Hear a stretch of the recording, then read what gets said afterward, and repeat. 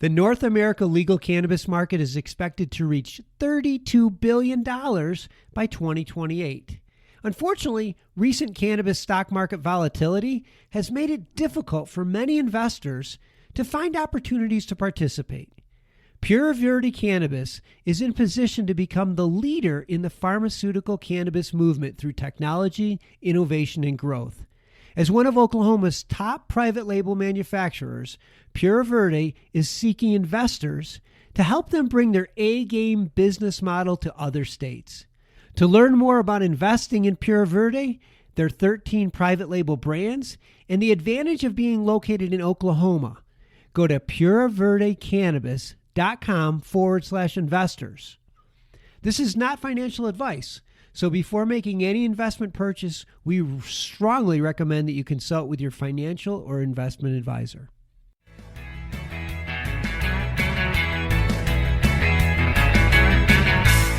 We just don't know. So I'd caution investors against buying so much into the hype. They're like, everything's changing. I'm throwing money at this.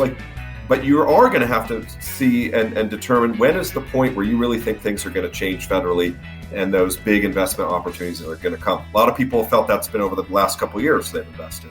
Is this enough for you to feel like I see the writing on the wall and this is the time, but I'm going to be patient? It might be years, right? But I know where it's going now and I have a better idea how it's going to play out.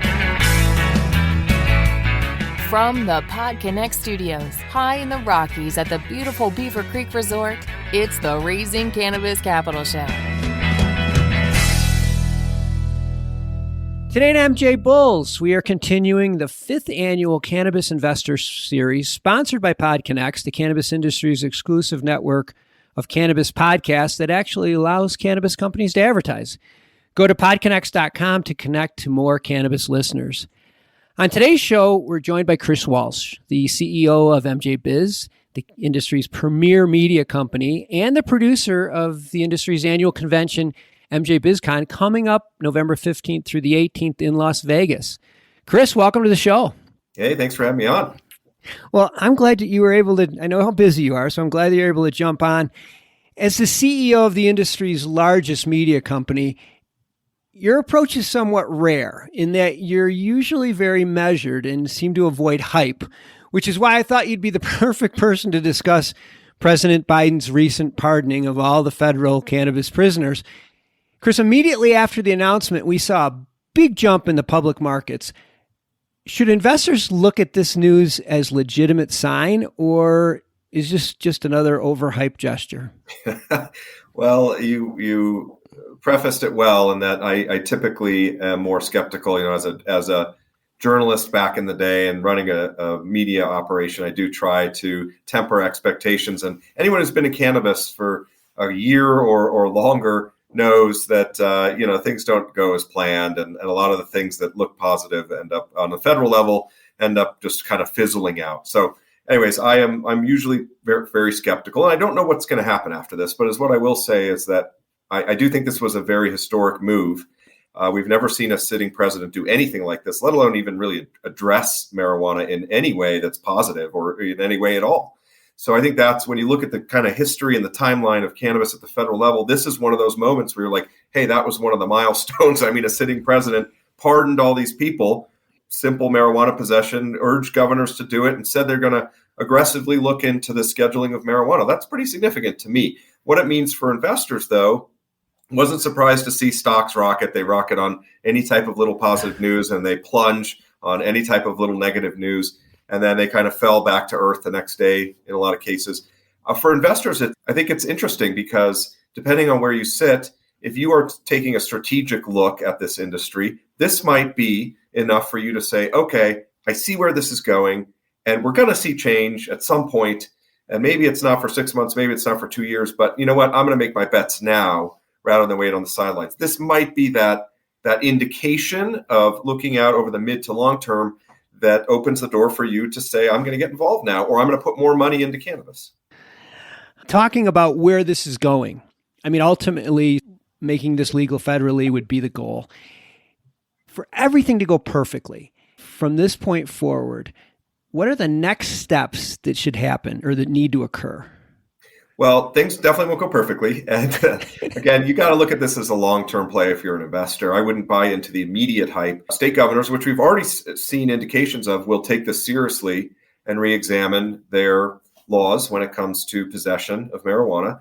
And that's another chink in the armor. And then really, if this lends support to the Safe Banking Act, where we've got a lot of optimism that that could pass here by early January, don't know what's going to happen. And I'm still skeptical, but this might kind of further fuel those efforts. But we need a banking fix. That has to happen. And it has to happen soon. The industry needs that type of catalyst. And then, things start snowballing from there. This isn't a panacea. This isn't something that changes everything necessarily. Banking would be a huge win. And if what Biden said and did, if that fuels those efforts and we get some kind of this bill passed in the next couple months, that is significant. So it's going to be moves like Biden made. It's going to be this going into the public awareness in a major way. And actually the federal government starting to do things about the situation with marijuana, which they've done nothing. So it's going to take multiple steps. It's going to take banking as the next really big step. And hopefully this fuels those efforts. Yeah, I hope you're right. People get excited about anything that happens that seems positive in cannabis. But to be fair, there's a lot of potential trapdoors. Mm-hmm. And we always say the devils are in the details. Are there some things that on the surface will look like a win, but could actually be a loss that we all need to be aware of? Sure. I mean, rescheduling could be one of them. Moving cannabis from Schedule 1 up there with heroin and the world's most dangerous drugs, marijuana, there's no way it should be up there. And I think Biden even admitted that. But, a move to Schedule 2 or 3 could be terrible for a lot of the companies that are out there now. There's a ton of unknowns, depending on where it falls on the controlled substances list, or if it comes off it completely, which I don't know if it would happen. But there's a lot of pitfalls. There's a lot of opportunities. It's hard to go over each potential scenario because we don't know how it's going to play out. And even a move to Schedule 2 or 3, which a lot of people are fearful of, because it could put up brand new barriers for people in the industry and kind of change control of it over time.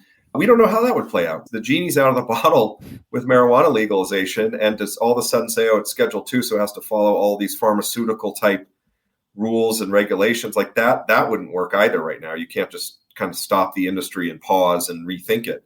There's a ton of unknowns, and investors hate unknowns.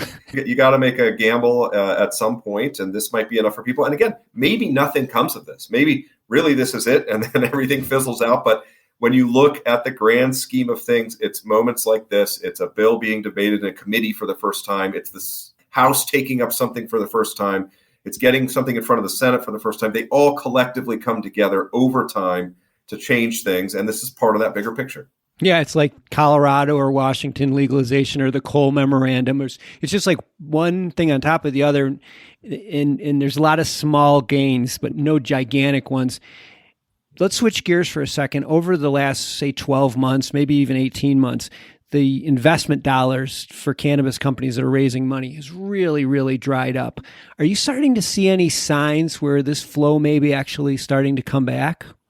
It's a little too early to tell after the Biden announcement. It's only been, less than a week, but, we saw the stocks soar the day after, and then they, again, kind of came back to earth. We kind of expected that to happen. So what's the bigger picture? What I've heard from people in the investment community is their phones did, in some cases, start ringing off the hook with investors who were taking a renewed interest. It's not that they're saying we're going to contribute $10 million to your fund, but it definitely created the interest again, maybe a spark.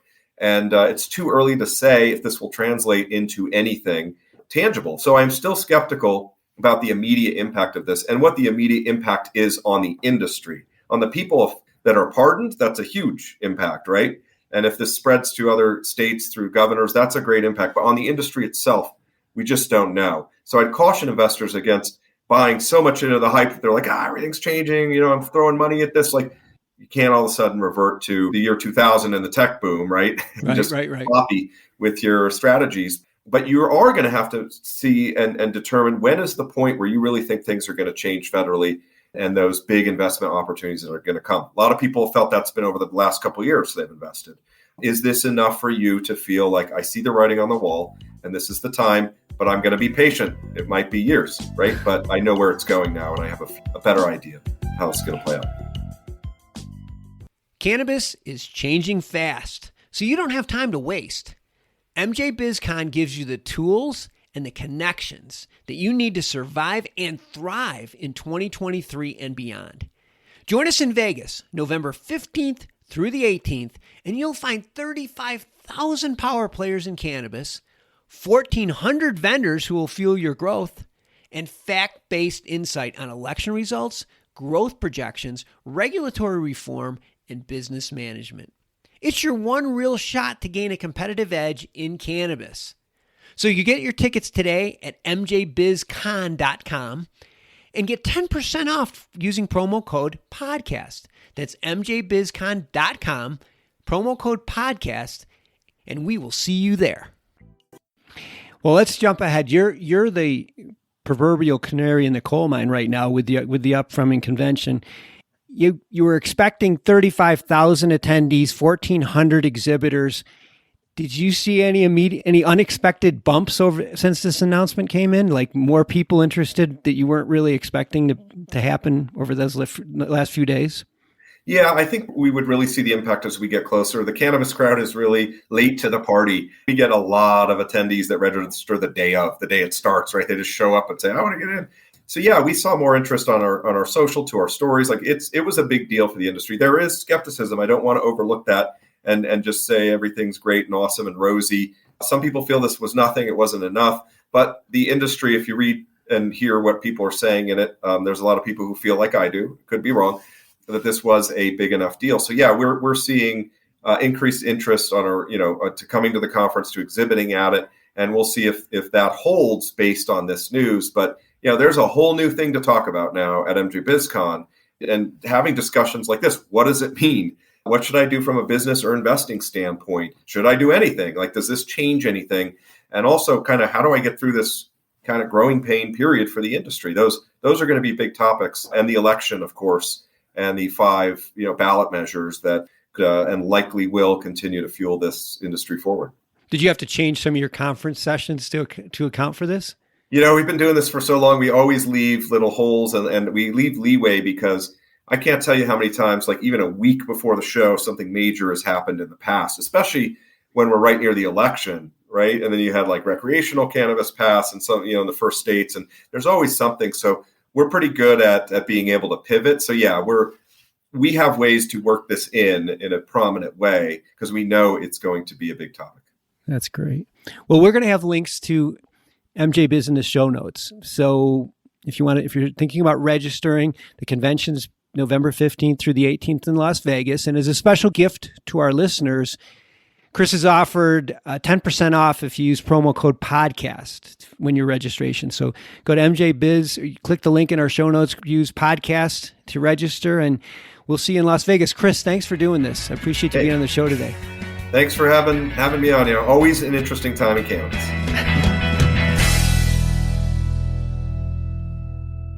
Thanks for listening to today's show. To check out more great cannabis podcasts, go to PodConx.com. Here's a preview of one of our other shows. Hi, my name's Kate, and I'm your host of the Pop Moms Podcast. I started the Pop Moms Podcast, because I wanted to end the stigma against using cannabis, specifically with moms, but also anyone who chooses to consume. I strive for a balance of humor and education, along with some pretty rad guests, to help combat social biases that come with consuming cannabis. Kids are hard. Join me for regular podcast episodes packed with parenting hacks, real-life stories, and of course, my favorite cannabis products. The days are long, but the years are short. So roll another J and take a deep breath. Keep blazing and stay amazing.